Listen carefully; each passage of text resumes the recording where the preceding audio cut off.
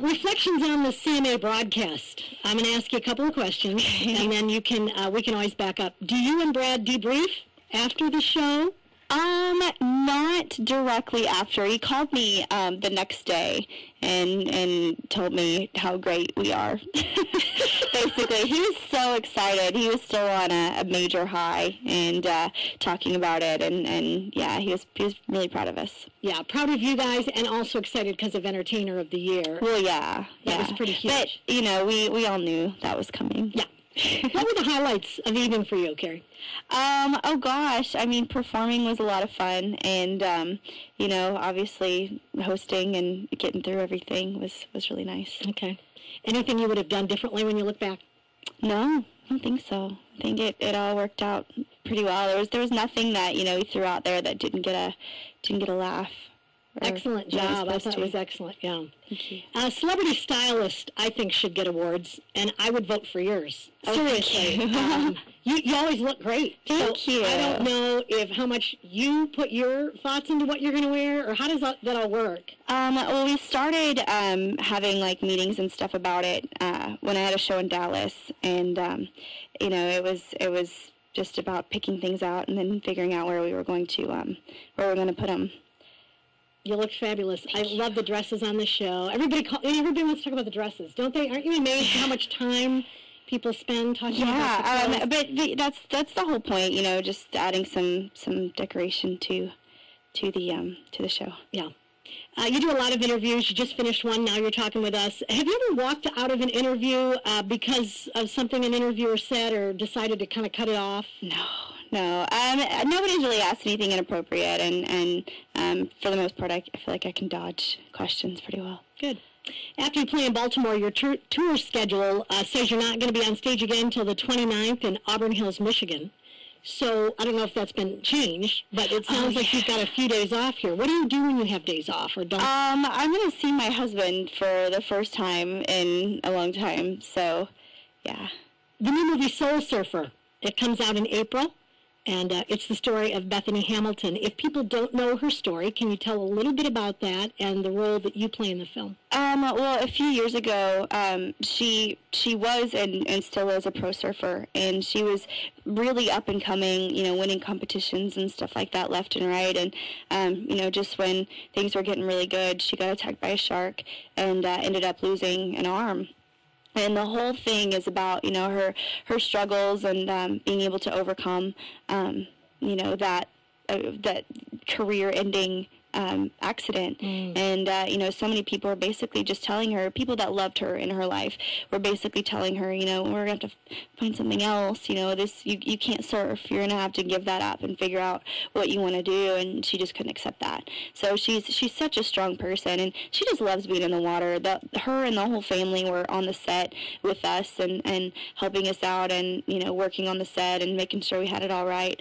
And just the nicest family, very faith-oriented family, and they, just wanted to. She just wants to surf, and she does, and she still competes, and she still, travels around the world surfing. And I got to play in the movie her youth pastor, her counselor. Oh, okay.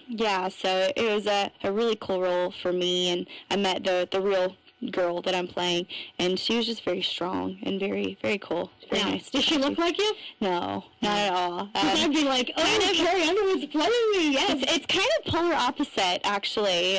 She's got really dark hair with some sassy chunks in it. Kind of shorter hair, and her makeup is really really fierce. A lot of black and stuff like that. She's really cool, and you can see why kids would love her and love to listen to what she had to say, because she's still cool and hip, and kind of the opposite of that. So. Don't sell yourself short. You talk about faith in her family and the faith they had. Faith is important to you, too. I mean, I'm assuming, because I've read a few things. I know you and Mike went through the purpose-driven life and some of that. So how does that play into your life, just your faith? That's definitely the center of my life and our relationship. And, if you build your house on solid ground like that, it's there's only one way to go, and that's up, and that's to bigger and better things, and it can only make your life better. And Mike is really good at keeping me focused, and we do studies and things like that together all the time. And when that's the center of your relationship, only good things can come out of it. And it's definitely really important to us as a couple and as individuals as well, just to make God the focus. Is it a true story that when you were in American Idol, your now mother-in-law was back there taping it and saying to her son, "There's this girl you really got to meet"? Yeah, she taped things and just thought I was a nice lady, and wanted Mike to meet me back then. And of course he didn't listen, and I don't even know how it kind of got in his head that he should meet me. I think a lot of his friends were like, that'd be a good match. So it's kind of definitely put into everyone else's minds around him. And he said at one point, because we kept trying to meet each other and we kept missing. And he'd come down to Nashville because he knows people. He was coming down to Nashville before I knew him, and tried to meet me then at the Opry, and it didn't happen. And then we played a show in Ottawa, and we didn't meet then. And so it was about a year we went just missing each other. And his friends would actually send him emails that was like his Carrie picture of the week. And they were like, "Stay focused, buddy," or something weird like that. I was like, now that I know that, it sounds kind of creepy. But stalker. No, yeah. No, but it was definitely planted in other people's minds around him as well as his. So yeah, it was divine intervention brought us together. Do you like your mother-in-law? I do. My whole new family is awesome. They're very, just no pressure, and relax, comfortable. Yeah, they want more than anything for members of their family to be happy. So, probably even if they didn't like me, as long as Mike was happy, they'd be happy. Do you call them mom and dad? Because that's always a little bit of, okay. That's. I mean, they don't even call them mom and dad. All their kids call them Jim and Karen, which I was always kind of like, Jim, because he would be like, "Oh, Jim got out there today," and I'm like, "Who's Jim?" And he's like, "My dad." I'm like, "Oh, when you say Jim, I don't think you're dad." Oh, who left their phone? That could be me. I do that all the time. Let's see. I have a new phone. I don't even know how to shut it off. Okay. Yeah. Well, who is it? It's being taped. That's why we're glad. It's the studio, my hair studio. Oh. I get my roots done next week. Very nice. Just reminding me. Very nice.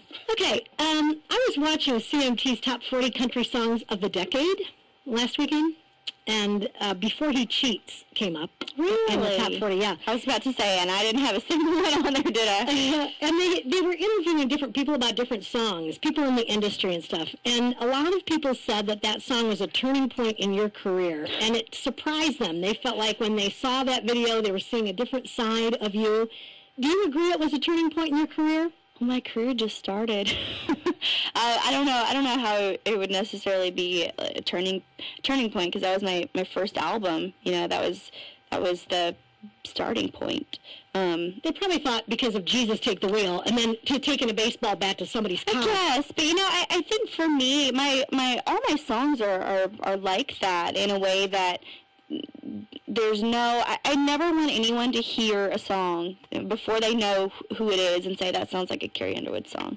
More than anything, because there are a lot of people that you can do that with in country music, outside of country music, whatever it is. You can hear the beginning and you're like, oh yeah, that sounds like so and so.